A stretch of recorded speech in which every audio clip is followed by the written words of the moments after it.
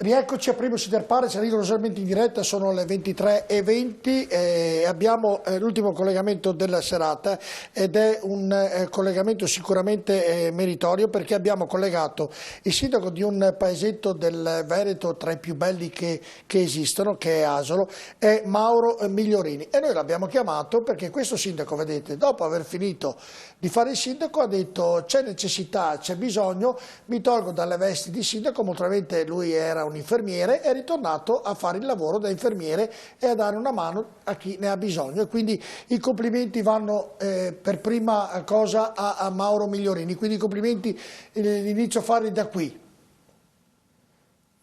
Buonasera direttore, grazie di complimenti. Ecco, come mai le è venuto in mente, ha detto faccio sindaco però c'è necessità, ritorno al mio lavoro a dare una mano a chi ne ha bisogno? Guardi, circa 15 giorni fa ho ricevuto una telefonata mentre stavo firmando delle termini e delle delibere in comune, e in modo molto istintivo ho risposto senza guardare chi mi chiamava, e dall'altro capo del telefono mi viene detto: dottor Migliorini, buongiorno, le chiediamo la disponibilità a rientrare in servizio per dare una mano in una rianimazione Covid dell'UCE 2 Marca Trevigiana. Perché ho avuto un attimo di silenzio completo, ho guardato il telefono e ho visto che era la direzione dell'ULSS che mi cercava. Io ho risposto: guardate, prima di darvi una risposta mi devo un attimo confrontare con la mia famiglia, con la giunta comunale e con i capi servizio del comune. Ho fatto questi 3 passaggi. Tutti e 3 sono stati positivi, in particolare la mia famiglia e in particolare il mio figlio maggiore mi ha detto: guarda papà, che se mi avessero fatto questa domanda a me, io avrei detto senza dubbio di sì, perché in questo momento vale di più la tua conoscenza, la tua preparazione in ambito infermieristico rispetto alla guida del comune. Questo mi ha dato la forza per dare il consenso al mio rientro a tempo pieno in servizio. E quindi che orari fa, dottor Migliorini?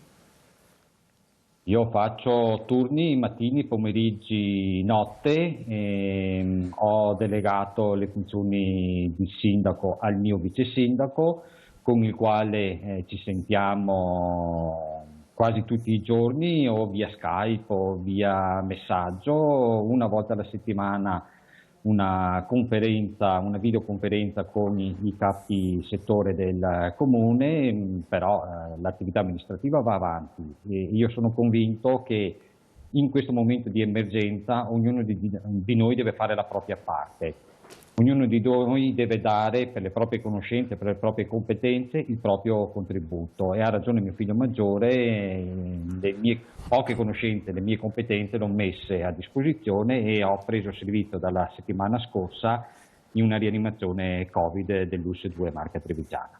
Ecco, senta sindaco Migliorini, il popolo italiano avrà anche qualche deficienza in generale, non in generale, in qualche particolare, però è un popolo generoso e un popolo solidale. Lei ne è una testimonianza e sicuramente credo che sia da fare un plauso a quello che lei sta facendo, perché oltretutto ha messo anche a repentaglio la sua vita, perché ovviamente sappiamo che i medici e gli infermieri nel fare questo tipo di lavoro rischiano, e quindi per dare un contributo alla nostra regione, in questo caso lei davvero sta facendo qualcosa di straordinario, o no, dottor Lunardi? No, certamente questo è un esempio che grazie a Dio si espande. Se pensiamo a quel bando per i famosi 350 medici richiamati, a cui hanno risposto 1500 medici oppure 7000 infermieri, va bene? Esatto. E qualcuno di questi che ha risposto poi ha perso la vita, e mi ha colpito moltissimo quel medico di 70 anni che era da poco andato in pensione, che è tornato, va bene, ed è anche morto per coronavirus. Quindi ci sono degli esempi incredibili, sia a livello personale, ma anche a livello di paese. Io ho in mente il ponte di Genova, anche se è partito prima, va bene, siamo fra poco, probabilmente ad agosto, sarà realmente in un anno inaugurato. Quindi se si vuole si fa, giusto? L'ospedale in fiera, L'ospedale degli Alpini a Bergamo sono esempi incredibili, va bene, di come siamo capaci di costruire liberi da uno Stato che fa solo regole. E io credo che se c'è una cosa, un insegnamento da trarre, è che dovremmo immaginare che ogni opera pubblica rilevante in Italia sia affidata a un commissario che risponde di due cose, della legalità e della celerità della realizzazione. Sotto un profilo politico, qui volevo parlare invece di quello che sta facendo il sindaco di Asolo. Senta, com'è la situazione nell'ospedale dove lavora, sindaco?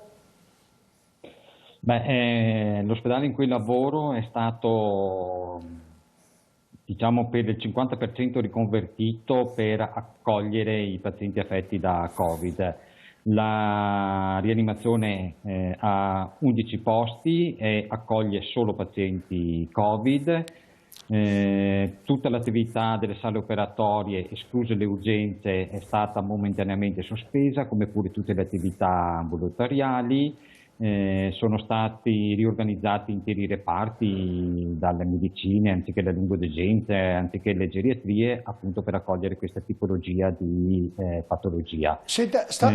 Continuano ad esserci ricoveri, sicuramente un po' meno rispetto alla settimana scorsa, però non bisogna assolutamente diminuire la nostra attenzione, e il messaggio chiaro che correttamente date anche come televisione, come servizio pubblico, è quello che i cittadini devono restare a casa, che l'attenzione non va diminuita. Ecco, mi ha risposto alla domanda che volevo fare, se sta migliorando la situazione, mi ha risposto. Senta, invece l'altra, prima di chiudere e di ringraziarla, e il popolo di Asolo come l'ha presa? Mi ha sommerso di messaggi e di gesti assolutamente inaspettati, una solidarietà umana incredibile. Cioè, si vede proprio che il popolo italiano, in particolare la gente veneta, nel momento dell'urgenza, del bisogno, degli interventi di protezione civile, non solo si rimbocca le maniche, ma si fa letteralmente in quattro e cerca di dare il proprio aiuto, il proprio contributo nelle maniere più diversificate.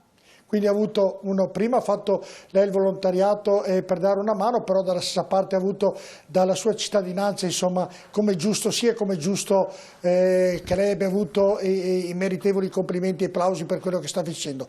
Buon lavoro, sindaco, per tutte e due le cose, sia per il sindaco sia per il lavoro che sta facendo in ospedale. Grazie del collegamento.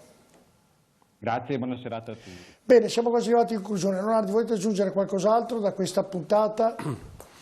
Il messaggio, ma mi pare insomma, che siano chiari. Ci auguriamo tutti che le misure prese, unite alla forza di volontà che noi come popolo abbiamo, siano sufficienti a riprendere velocemente un cammino, soprattutto da parte di coloro che hanno avuto anche meno, partendo da chi ha avuto meno danno, no? Perché grazie a Dio non tutti sono stati così danneggiati, al di là della malattia e quindi dell'eventuale presenza di morti, di chi se n'è andato così in modo nascosto, proprio come subito dalla malattia, con modo anche di morire triste, va bene, senza essere accompagnati così. Molti altri hanno avuto la fortuna di avere meno danneggiamenti sanitari e anche economici. Se pensiamo nel nostro paese un certo sistema economico tiene, cioè i pensionati non hanno avuto nessun danneggiamento. Certo. Tutti i dipendenti pubblici, sono molti da noi, nessuno è andato in cassa integrazione, va bene, sono andati in smart working, ma non in cassa integrazione, quindi mantengono il loro stipendio. Cioè, diciamo che se termina presto riusciamo a venire fuori, Leonardo. C'è tutta la realtà che ha avuto meno danni, che secondo me può anche cominciare a essere utile, e a parte l'esempio del volontariato, anche nel rimettere in moto come idea, come pensiero. Il lavoro probabilmente non sarà più il lavoro come prima. Anch'io riflettevo con mia moglie, che è medico come me, dopo sto sperimentando un modo nuovo di fare il medico in questo periodo. Va bene, è una sfida anche per il dopo. Va bene, la telemedicina sarà uno strumento che stiamo imparando, costretti ad usarlo, però può diventare una risorsa per il futuro. No? Cambia tutto, anche le lauree, Quindi, le lauree via, c'erano già, però potrebbero diventare cose che non mi piace via telematica. da un certo punto di vista, finalmente, giustamente, torneremo ad apprezzare davvero che dono è la compagnia, lo stare insieme, sì. che dono è la fisicità di un rapporto, va bene, e nello stesso tempo che splendida opportunità sono tutti gli altri mezzi che abbiamo. Leonardo, quanto passerà prima di ritornare con gli amici a cena tutti a tavolo vicino? Io non so, io credo passerà diverso tempo, purtroppo, e questo mi dispiace. Alberti, invece lei non è molto fiducioso, mi sembra di aver capito, però scusi, può anche interagire con le massime autorità dello Stato italiano lei? Può darci una mano, sto scherzando un attimino, però. Sì, no, ho capito bene, ma mettiamola così diamo un messaggio positivo. 6 aprile 2020 si è raggiunto il picco dell'epidemia ma il picco deve avere ancora una stabilità perché si fermi. Non è sceso, ma siamo forse all'apice.